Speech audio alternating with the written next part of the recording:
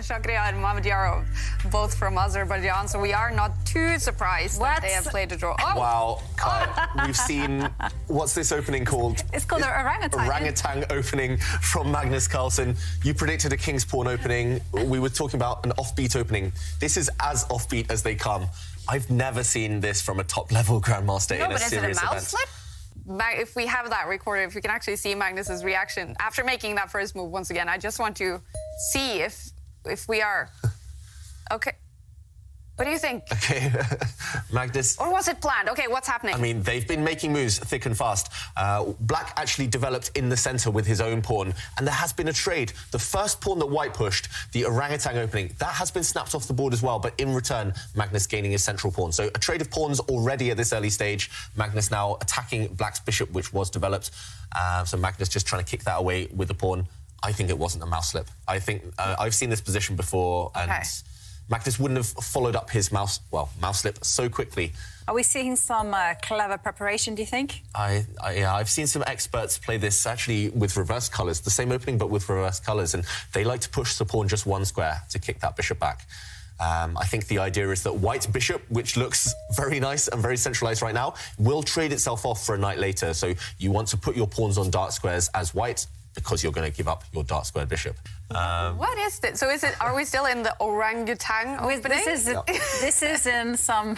Once you've been swinging with those orangutans, you can't turn back. And, OK, Magnus making a face there, surprised by Giri's move. Now the White bishop was attacked in the centre. It trades itself off for a knight. We see a trade there. So Magnus, with that orangutan opening, spent 3 moves with his bishop, but it's disappeared from the board. So he's lost a lot of time. Black ahead in development. Black with the 2 bishops now. Look at White's pieces. None of them have moved. He needs to start getting those pieces. He needs to just somehow get them into the centre, get them controlling some squares. But Magnus... Why is it called... Not a fan of this opening. Why is it called orangutan opening? Do we know? I wish I knew. I don't actually know. I can find out. Yeah, most openings, they're named after maybe prominent players who've used that opening, who've kind of been cheerleaders for that opening, or they're named after places where that opening have been played, the London system, the French defence, that kind of thing. But the orangutan, it's one of the odd ones. I'm a big fan of the hippopotamus opening. That one I can say why, but the orangutan... Kai has asked the question that's actually, I've been dying to know the answer. Why is it called the orangutan opening? And you can just see, actually, on the board that Magnus is continuing with his strategy of placing all the pawns on dark squares. Those pawns are going to be a wall against that dark squared bishop. But I'm guessing that it will go on to other pastures, perhaps to put pressure on the centre. And Anish is kind of playing my favourite strategy in the opening, which is light square strategy, putting the pawns on light squares, and it's going to be all about that light squared bishop. OK, I was going to say he's probably going to castle, but instead he decides to occupy the centre with his pawns. And, yeah, I mean, we mentioned, Ivanka, that we aren't really aware of the origins of the name, the orangutan opening. I mean, that just shows how rare it is, right? Most openings we can say why it's called that, what the ideas are. Here, it's so rare that... yeah, the origins of the opening's name, at least. Maybe it's a bit wild, you know, unpredictable, like the orangutan. And the last move was not too wild. Black just developing a bishop there. Yeah. But OK. Well, maybe it was after... OK, so the knights have now been developed, but I was just thinking about the origin. Maybe it's from Edgar Allan Poe's story, the murder story, where it turns out the orangutan did it. Yeah. So Magnus's plan behind that first move must have been to surprise Anish, to put him off. Has he succeeded? We're also seeing another move. Probably he should have been trying to punish Magnus's opening. But, yeah, on the clock at least, Anish Giri's in good shape, and now we do see a trade of pawns. Yeah, I agree with you, David. Somehow, from this wild start, we now have a very classical position where Magnus has occupied the centre, and there's nice squares for the pieces, and Anish... It's all about that dark square bishop, and at the minute that is just jammed in by this wall of white pawns. Definitely I feel that Magnus's opening has been a success, I would say. Right now, Giri, spending a bit of time, does improve the black queen. That black queen now has sidestepped, so the black rooks are connected. That's one thing we always want to do in chess, connect our rooks. It gives a lot more flexibility for them, especially on the back rank, to slide across to open lines. Sensible play by Giri, but Now I expect to see Magnus Carlsen do the same. The white queen not doing too much. She needs to find a better square. And once she does, I think white is pretty happy. White has 2 central pawns against black's none. And at this early stage in the game, at least, those central pawns are very nice at blocking in black's bishops. OK, Magnus, instead of moving his queen, he does first plant the white rook on the same line as the black queen, and black does the same. Black plays copycat, planting the black rook opposite the white queen. Yeah, Magnus, on that subject, has now moved his knight forward. And I just love the way these 2 knights are positioned. You know, they're really eyeing up the centre. And again, reinforcing the potential advance. You know, I say use the potential advance of these white pawns. Attacking things, but as soon as things start to open up, those knights will cause havoc. And that's why Anish Giri, he's trying to trade off one of the strong knights that you highlighted, Kaya. Yeah, one of white's knights might have to trade itself off for black's. More in terms of pressure rather than anything actually material. Anything concrete, yeah. I would have to agree. I think white's position, at least for now, is easier to play. Magnus does go for that trade of knights. I'm slightly surprised that he rushed with it. I think there was no need. You could have just waited for black to spend the move trading those knights. So you want to keep white's pawn structure fully intact. You want to play with pieces, not pawns. And that's why Magnus brings his queen to the side of the board. The more frustrated Anish Giri will become, because the black bishops do, as Ivanka mentioned, they do lack targets right now. One of them is hitting thin air, the other black bishop hitting against a very fortified white pawn. And Anish Giri, for want of a better thing to do, just pushes a pawn in front of his king, making sure that the king has some breathing space. There'll be no back rank checkmates later on. Yeah, and whilst Magnus ponders that, I do have one suggestion. OK, we just have to take this move. So Did you see Giri's face? Did you see Giri's face when Magnus lifted that rook up? Giri looks shocked. But I did mention white needs to improve his rook, so that move makes a lot of sense to me. Magnus just lifting his rook. He wants to slide it across one square to the left next to kick away black's queen. Yeah. Well, Kevin Winter says that it's an opening named by Tartakova, as an old player, after he consulted the orangutan Susan at Bronx Zoo. The monkey suggested B. The B4 is the coordinates of the move. Wow. Oh, that's such a cool story. Yeah, and meanwhile, black has just moved his bishop, trying to eliminate the white knight. We did mention that the black bishops don't really have a purpose. Black is trying to exchange that off, but he doesn't have time yet. Anish Giri is in trouble, I think. White there, bringing the rook across, kicking away the black queen, trying to hit the black queen at least. We saw in Giri's face, he's not happy. He knows that this orangutan, it has tricked him. Bring up the analysis board. We can see that in the current position, after black moved his bishop to try and eliminate this knight, Magnus ignored it. Magnus just shifted his rook across, and now black's queen is in big trouble. She doesn't want to trade herself off for white's queen, because suddenly, if we see a queen exchange, look at how ugly these black pawns are now. They're shattered, they're divided, they're isolated, they're easy pickings for white's pieces. So if you can't trade queens, what else can you do? You have to retreat. Surely this is what Anish Giri is thinking about. But once you retreat, which Anish Giri does, you lose protection of this pawn. Yeah. Magnus doesn't hesitate. He takes that pawn off the board.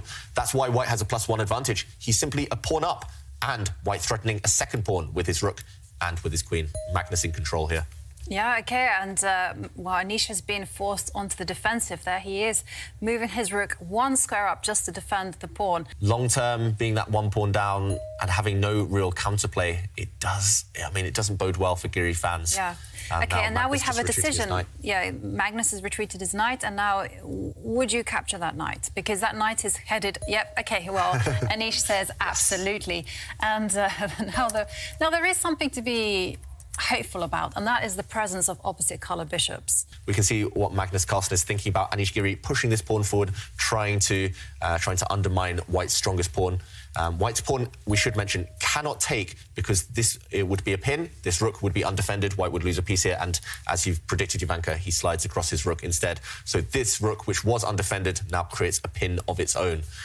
These rooks on these open lines, they're so good at tying down the opponent's forces, and we do see a trade of queens right now, but Magnus, he has plenty of choice here. He could trade a set of pawns, but there's no rush. Maybe you just bring your remaining rook into the game, that rook doing nothing, and you're eyeing up weak pawns. Yes, there are opposite colour bishops, but as long as rooks remain on the board, black is still far, far away from holding the draw here. And you could definitely imagine a scenario where White starts pushing this pawn. Maybe if you can eliminate this guy, note how White's corner pawn, once it gets to the end of the board, it is going to promote on a square that's guarded by White's bishop. So that's the long-term plan to try and win this game for White. This pawn blocks in White's bishop, but secondly, you can imagine Black just blockading this pawn quite easily on dark squares. That's why opposite colour bishops have such a drawish tendency, because you can blockade on one colour complex. And, OK, that's why Magnus Carlsen didn't hurry to push his pawns, and now instead bringing his rook across, Anish Giri forced to just defend this guy, this pawn here. It's not looking good for Giri. But, yep, some moves have been played, and Magnus doing what Magnus loves to do, piling on the pressure. He's advanced the pawn 2 squares, and he's getting ready to potentially destabilise those 2 black pawns on the left side. He's spending time finally, but that's because it's hard to even find one productive move. How do you feel about Magnus's play in this game after that surprise opening? Smooth. Yeah. Smooth. He's never looked back. He had one strategy in mind. That was to gain these central pawns. He undermined Black's central pawns. He got rid of those. He kept his centre intact. It's still there for now. White's very strong centre. And, yeah, Magnus, he's been very consistent with his strategy. Meanwhile, and he's just retreating a bishop there, trying to pin White's central pawn. I don't see any reason why not to just maybe shift up that White rook, which does lie on the same diagonal as Black's bishop. Just move that piece, maybe just shift it up 1 square. You don't want your pieces to be targets for the opponent's bishop, but, OK, Magnus retreating his bishop. I'm surprised by that one. That wasn't on my radar, at least. It looked like that bishop was on a fantastic diagonal, is actually to move this piece. Because right now, you want to play pawn takes pawn in the centre of the board, but the rook behind it would hang. The rook is loose and undefended. So if you can move this piece, for example, I'm not sure the best square, but for example, if you shift it across, line up your rooks, now everything is ganged up against this square. White has to release this tension. White has to play pawn takes pawn now. And maybe Black's best would be to capture this White rook. And after a few trades, we see, yes, White is still a pawn up, but at least now you have clarified some tension for Black. You're 1 step closer to your goal as Black. OK, he finds this move, and if we reach this position that I'm showing on the analysis board, then suddenly Magnus's chances of winning, I think, have diminished. Suddenly Black can even plant his bishop on this square to protect this weak pawn. And how are you going to make progress with White? Yes, you don't have any weaknesses. Yes, you can maybe try and coordinate, activate the White rook, the White bishop, but you don't have any passed pawns, at least. And without passed pawns in an endgame, it's always incredibly difficult to win. So I think Anish, with this last move, finding this move, this one, lining up his rooks together, I think he's found a great defensive try. Probably the best best possible move in that difficult position. Carlsen, but he didn't spot this last move, as Jovanka mentioned. And, OK, pawn takes pawn. This is what we showed on the analysis board a moment ago. We do see that series of trades, and that's why Magnus Carlsen was thinking there a moment ago. He saw 3-4 moves ahead, and he went through that kind of simplification process, those exchanges. Now he's attacking Black's bishop, trying to kick it away. Once Black's bishop retreats, White's rook is going to activate itself along the open line. It's going to maybe jump up to the 7th rank. That's where rooks love to be. Yeah, I was thinking the position is still not very pleasant for Anish. OK, so he didn't move the bishop. In fact, he protected it with his rook. And Magnus, completely unfazed, he just slides his rook to the new open line that's now become available. And the plan is still very much in action. He wants to put his rook on the 7th line. And from there, he will put pressure on those pawns that are conveniently situated on light squares. It's going to be relevant for the next 10, 20 moves, I think. Magnus now bringing his rook to the open line, but the rook is destined for a better square. If Black just plays too slowly, if, for example, he improves his king, then the White rook will jump up 7th heaven, the 7th rank, where all the pawns lie, and this is the target. Later on, White's bishop will try, it can't right now, but it'll want to try and gang up on this pawn. It's all about this pawn right now, and that's why Anish Giri finds a better move. He brings his rook back, because this is White's target. This is the piece, this is the pawn that White wants to target with the rook and the bishop. So Black now stopping the White rook from invading and protecting it. Great defense by Anish Giri, and after White's rook jumped up, the Black bishop protects this pawn. Right now, Giri, he's in passive mode. He's kind of, he's just in lockdown mode, trying to defend everything. But, OK, so far he has been able to survive this long. A long step towards knockout stage. Yeah. Nepomniachtchi actually in big trouble as well in terms of qualification. And, OK, Magnus just improving the White bishop there. Note how both bishops, they're protecting pawns, but they're also protected by pawns. And that just gives some solidity, some stability to your position. That's often a good idea in these endgames. So I would be thinking about picking up my pawn. Your corner pawn. Yeah, that one. Harry, the H pawn. Harry, the H pawn, and I would be picking it up and moving it 2 squares. Okay, but Anish chooses instead to improve his king, and it's now in the 2nd row. But what's to stop Magnus from just advancing one of his pawns on the king side, on the right side? I think Black should have taken that opportunity to push his corner pawn forward, push Harry to the H pawn, because you might not get that opportunity anymore. Okay, Magnus doesn't choose that one. He chooses to advance his king's pawn. That's normally a good move on move 1. Magnus normally plays that on move 1. This time he didn't, and he saved it for move 35. So pushing his king's pawn forward there. Okay, makes some sense as well. He's trying to push that as far as it can go. That actually is the only... that's the only pawn that Black can never counter long term. That's where White's advantage lies with the king's pawn. So Black gives a check, and he has occupied the 7th rank now. Yeah, let's bring up the analysis board, because there's actually an immediate threat in the position. And as you mentioned, this is the pawn. This is the target now for Black. It's eyed up by the Black rook. But more importantly, if White is just complacent, if White just takes a time out to push some pawns, suddenly Black's bishop can come into the game. It looked offside there, but suddenly the bishop has got targets, is ganging up, teaming up with the Black rook, and White's pawns are starting to fall. But even if you stop this plan, even if, for example, you drop your king back, Jovanka's idea is not to use that square, but to relocate this bishop to another diagonal, to bring it back this way. And but David, he don't care. Magnus has...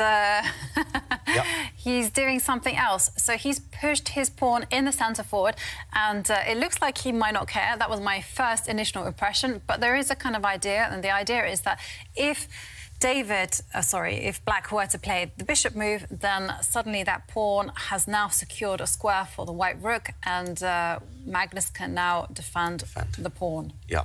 So Magnus had to defend this, but it does feel a bit rushed. There was no reason for Magnus to, I think, in this position, there was no reason to push this pawn forward. It's just given activity to the Black rook. You should have stopped the Black rook coming into the position, because now, currently, in the position we have on the board, suddenly at least Black has one active piece. And once this bishop gets active, I think this is actually a good move right now, attacking the rook and trying to line up on this diagonal. Once Black does this, at least both of Black's pieces are active. It's going to be so hard to break down, well, for White to defend his pawns while continuing to make progress. And in endgames, it's all about activity. You can't just sit slowly, you can't sit passively and let your opponent build up and do whatever they want. You have to create threats of your own, even in situations like this where you're a pawn down. And Giri, he does find this move. There's actually a trick in the position as well. If White plays rook takes pawn, then Black will not retreat his bishop, because White can slide across and defend this pawn. Instead, Black will sacrifice his rook. This is a common trick when your opponent's pieces are on the same colour as your bishop. Black will sacrifice on this square, check. And after king takes rook, now we have a fork, a double attack. Black's bishop checks the king and will next move gobble up that White rook, restoring, winning back the rook and only one pawn down. And opposite colour bishops without rooks should be a draw. That's why Magnus Carlsen avoids that trick. He brings his rook across to defend this pawn. But he can't be happy, Magnus. The last few moves have not gone in his favour. Giri defending really, really resolutely. Anish Giri, he's quite likely to hold this game. I think he might save this one. Still, no risks for Carlsen. Giri is fighting for the draw. It's a 2-result game. Either White will win or it's a draw. Black will never win this one. But chances of a draw have increased a lot over the last few moves. Now Giri attacking the White rook and trying to set up that trick again. Rook takes pawn. He's allowed this, Magnus Carlsen. He's played rook takes pawn. I thought this was something he didn't want to do, because now Black's rook is going to take that pawn with check. No chances with option. Okay, well, wow. Okay. Well, you just said that he would move his king away, and you were wrong, David. I was wrong. The rooks have disappeared. Now Magnus, he's still one pawn up. White has an extra corner pawn here, but opposite colour bishops, yeah, it's going to be hard to break down Black's blockade of those dark squares. White trying to go active with his king. I expect to see Black's king now try to relocate itself. Black's king was not doing anything, tucked away in the corner there, so the Black king rushing over to the left side. Okay, it's a race. Can Magnus Carlsen promote his corner pawn? If he can't push it over the next few moves, it's going to be a dead draw. So can Anish Giri set up a blockade in the meantime? Well, he's trying. The blockade will happen on the dark squares, and you can see Anish has mobilised his king. Basically, the action for the Black king will happen on the right side of the board, and he will try to gobble up and win as many pawns as possible. So what would you play here now? I think black can just wait with his bishop. OK, he tries to initiate a trade of pawns, going for that strategy that you mentioned, Ivanka. Eliminating pawns only helps black. Magnus, he pretty much has to trade a set of pawns. He has to allow a set of trades, because if you pushed your pawn up one square, it would have been on a dark square. It would have been easy pickings for the black bishop. What black should do, just trade a set of pawns here, eliminate as many pawns as possible, and just drop the bishop back.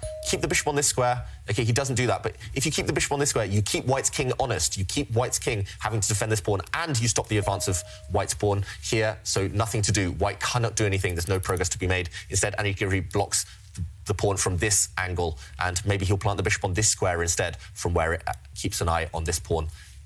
Yeah, I think Magnus, he's lost the thread here. He needed to keep rooks on the board. Without rooks, opposite colour bishops, it's just too drawish. For Anish to respond to that, he has moved his bishop, and just note how the bishop is just staying fixed on that diagonal, and it's keeping an eye on that corner pawn on the left. And now Magnus is just simply moving the bishop around. I just think there's no way to make progress at all. We see another move. Oh, OK. It is a really cool picture as well.